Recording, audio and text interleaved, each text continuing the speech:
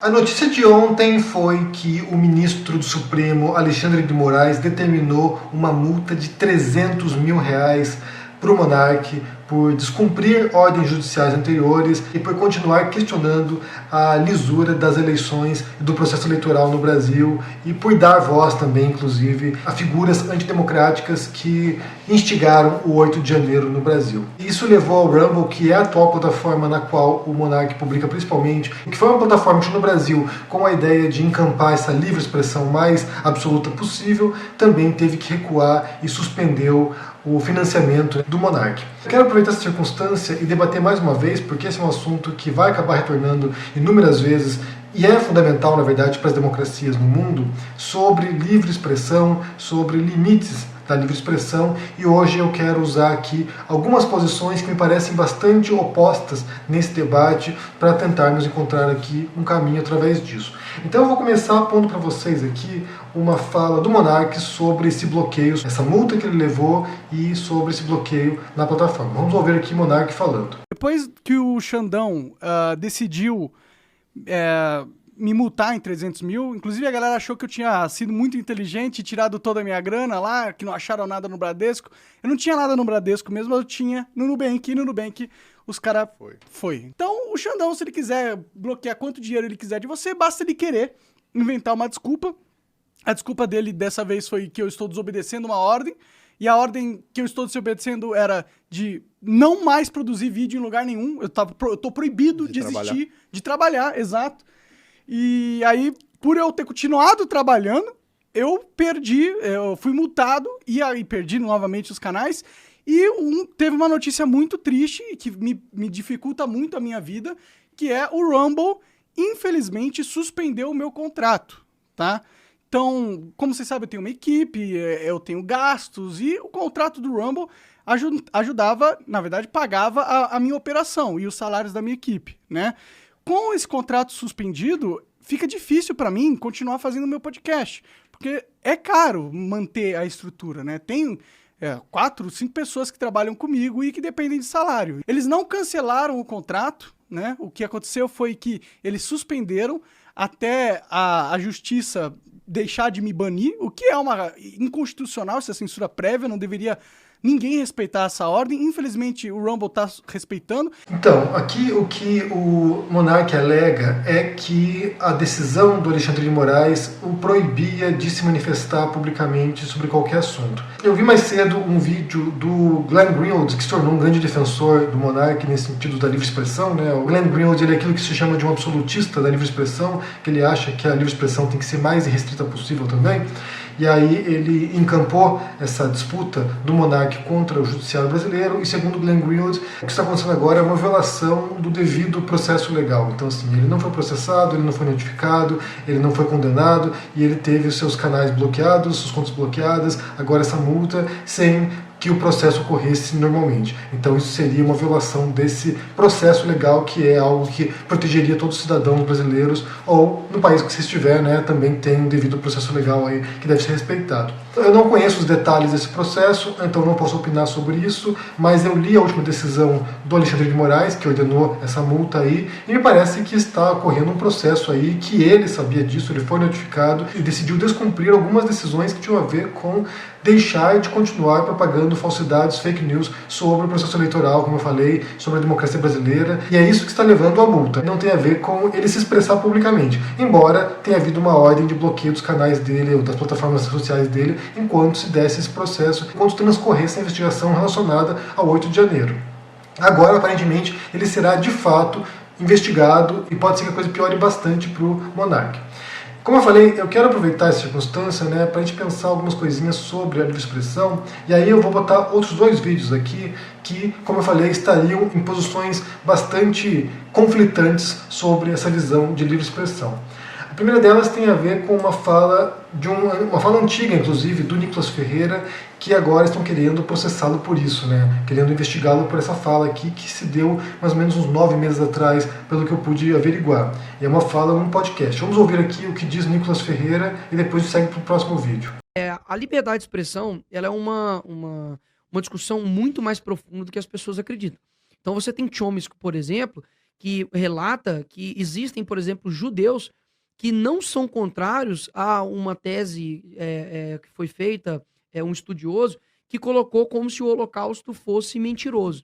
Se eu fosse parar para pensar, você fala, pô, gente, o Holocausto aconteceu. Nós vamos ficar deixando a gente falar que o Holocausto não aconteceu e ficar influenciando pessoas?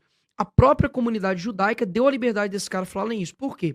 Segundo ele, a liberdade de expressão é plena e uma sociedade que ela auto se regula não é censurando as coisas, mas deixando com que as coisas aconteçam e que as pessoas consigam analisar que aquilo dali é absurdo. Então, nos Estados Unidos, por exemplo, tem o partido nazista. É pequeninismo, não tem relevância nenhuma. Então, as pessoas vão olhar e falar, pô, ridículo isso, não vou fazer parte daquilo. Mas tem também um outro lado do seguinte sentido. Toda liberdade ela tem o seu limite. Como você pode perceber, o Nicolas Ferreira ele vai num sentido bastante parecido com o do Monark, bastante parecido com o do Glenn Greenwald também, e ele cita aqui nesse vídeo no começo o Chomsky, um filósofo americano e também um representante bastante vocal dessa mais irrestrita livre expressão.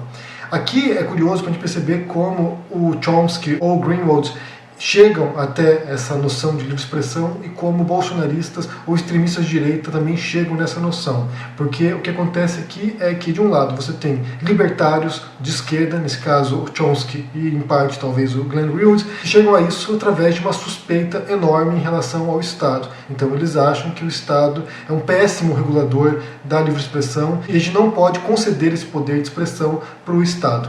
O Chomsky ele vai além, ele diz que, na verdade, se a gente observar a dinâmica da livre expressão, países que tentam controlar, tentam censurar a livre expressão, eles tendem a dar mais atenção às vozes minoritárias dissonantes que propagam absurdos do que nos Estados Unidos, no qual alguém que seja negacionista do Holocausto, por exemplo, como é o caso citado pelo Nicolas Ferreira, tendem a ser ignorados. Então eles falam essas barbaridades, falam essas abobrinhas, ninguém dá muita atenção e isso meio que desaparece no discurso público. Enquanto que em países que censuram isso, enquanto que em países que restringem esse tipo de discurso, quando alguém fala alguma coisa nesse sentido, há todo um horror, todo um escândalo social, e aí isso dá destaque para aquilo, que é quase o efeito Streisand, né? Quando você tenta bloquear uma coisa, quando você tenta proibir uma coisa, isso tem destaque, as pessoas passam a olhar para aquilo e isso se propaga ainda mais. Então, segundo o Chomsky, que é citado por Nicolas Ferreira, a livre expressão é um modo que haveria no discurso público justamente para regular por conta própria o discurso. É curioso como a gente percebe que a extrema-direita tende a encampar também esse discurso de livre expressão, mas num outro sentido, sob uma outra ótica que tem mais a ver com a possibilidade de falar barbaridades, negacionismo do Holocausto, por exemplo, outras coisas, do que essa noção de que o discurso vai se regular. É a possibilidade de humoristas fazerem piadas racistas, piadas homofóbicas, piadas, preconceituosas, é a possibilidade de falar barbaridades, contestar a lisura das urnas eletrônicas, por exemplo, contestar a democracia, o processo democrático, desse modo eles vão lá fortalecendo sua visão. Pessoalmente, eu acho que o Chomsky tem uma visão bastante idealizada do livre discurso e dos Estados Unidos também, nesse caso, né? Porque se a gente for observar nos últimos anos o que aconteceu, né? A ascensão do Trump, a ascensão da extrema-direita, o modo como isso leva também à invasão do Capitólio e, teorias conspiratórias tomando conta do país, como do QAnon durante a pandemia. Então a gente percebe que nem sempre, ou raramente talvez, essa livre expressão mais restrita ajuda a equilibrar as posições. Ainda mais com o uso das redes sociais, que é um mecanismo aqui, uma ferramenta que a gente possui e que tende a destacar ou que tende a dar mais visibilidade para discursos extremos e inflamatórios. Então isso faz com que esse discurso público não seja tão, justo ou tão equilibrado quanto aquilo que o Chomsky pensava anos atrás. Uma dessas falas do Chomsky que eu encontrei é de 2017, então o mundo era bem diferente em 2017 do que é hoje, né? As coisas mudaram bastante na política global, mudaram bastante no modo como as pessoas comunicam, e eu já não acho que seja possível pensar nesses termos de um alto equilíbrio da livre expressão como pensa o Chomsky.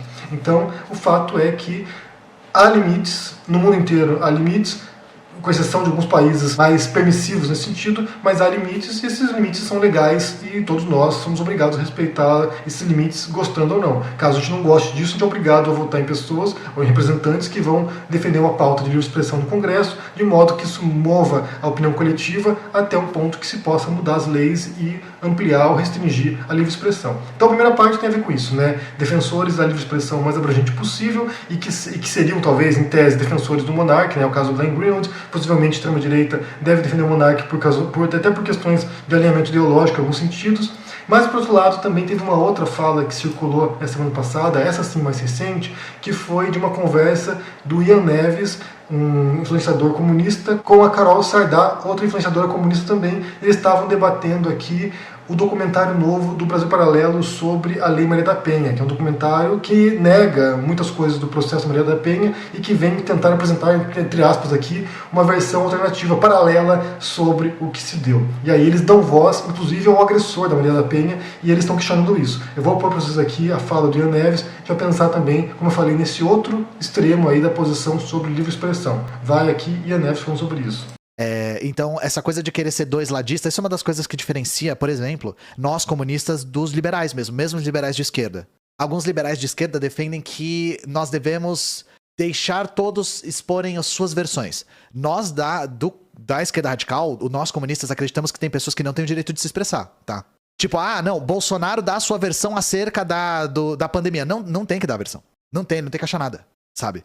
Tem gente que não tem o direito de se expressar. Aqui, como eu falei, você tem uma posição que é bastante distinta do que é do Glenn Greenwald, ou do Chomsky, ou do Nicolas Ferreira, ou do Monark, e ele diz aqui claramente que ele acha que tem pessoas que não deveriam ter o direito de se expressar, de ter palco. Na verdade, o contexto é um pouquinho mais amplo, né? Como eu falei, eles se referem a essa entrevista dada pelo agressor da Maria da Penha, então eles estão revoltados porque o Brasil Paralelo deu voz ao agressor e tentando contestar a versão da vítima nesse caso. E aí ele defende que essa pessoa não deveria ter voz, não deveria ter visibilidade. Aqui é importante pensar duas coisas distintas, né? A primeira coisa é que a ideia de você bloquear, ou de você limitar, ou restringir, ou censurar o discurso de quem você discorda é excelente na teoria, né? Você poder que falar assim, não quero que essa pessoa se manifeste porque ela tem uma visão perniciosa sobre o mundo e eu discordo disso. Mas o fato é que isso é um problema enorme quando você pensa que o outro lado também pensa a mesma coisa, né? Então assim, se os opositores do Ian Neves defendessem a sua ideia, ou defendem a mesma ideia em alguns casos, quem não poderia falar e se manifestar é o próprio Ian Neves e a própria Carol Sardá, que seriam proibidos de falar. Então, se você tem um regime autoritário de extrema-direita, uma tendência normal de regimes autoritários é de proibir e censurar grupos divergentes. Então, assim, num regime autoritário com o perfil que eles descrevem aqui, de alguém que acha que o outro lado não deveria ter voz para se manifestar, pessoas como ele também não teriam voz. Talvez pessoas como eu não teriam voz. Então, esse é um fato. Regimes autoritários que visam censurar opiniões divergentes determinam isso. Em alguns casos você está no poder, ou em alguns casos você está alinhado a quem está no poder, você pode falar, em outros casos você está na oposição e você é proibido. Então, me parece uma posição perigosa quando você pensa que nem sempre o seu grupo está dominando, né? Mas é claro que, nesse caso aqui, como eu falei, tem um outro aspecto secundário que tem a ver com a visibilidade. E aí isso é legítimo de pensar, né? Que a imprensa, por exemplo, a mídia, não deveria dar voz para essas pessoas. Uma coisa é você ter uma censura estatal, uma proibição de que alguém se manifeste. Outra coisa é você ter veículos de imprensa ou as próprias redes sociais terem normas internas e dizer o seguinte, olha, a gente não quer esse tipo de discurso aqui dentro. Então, assim, eu não vou permitir com que um neonazista dê entrevista na CNN, por exemplo. Eu não vou permitir com que grupos supremacistas brancos possam se manifestar nas redes sociais, no Facebook. E aí você cria mecanismos para tentar bloquear discursos destrutivos, corrosivos e que podem prejudicar minorias ou grupos fragilizados ou o próprio sistema democrático de um país. Então, nesse sentido, é diferente. Você ter empresas decidindo o que elas querem veicular, tomando decisões editoriais nesse sentido, para selecionar aquilo que merece ser divulgado, daquilo que eles consideram que não merece, é uma coisa. Você ter o Estado regulamentando isso, você ter o Estado dizendo esse sujeito aqui, ou esse grupo, ou essa ideologia não pode se manifestar, é bem mais perigoso do que no caso das empresas. E aí, claro, como eu falei, isso vai depender, vai variar muito de país para país. Alguns países são bem mais permissivos, que pela lei, ou pela Constituição norte-americana, o Estado não pode impor restrições nesse sentido, com raríssimas exceções, pornografia, por exemplo, mas, no geral, você pode falar o que você quiser, embora as empresas possam determinar se querem ou não um discurso neonazista na plataforma. Lá no Facebook, no Instagram, eles podem bloquear perfis que têm discurso preconceituoso, por exemplo. No Brasil, a lei é diferente. No Brasil, você tem uma legislação que prevê a livre expressão, porém, com restrições.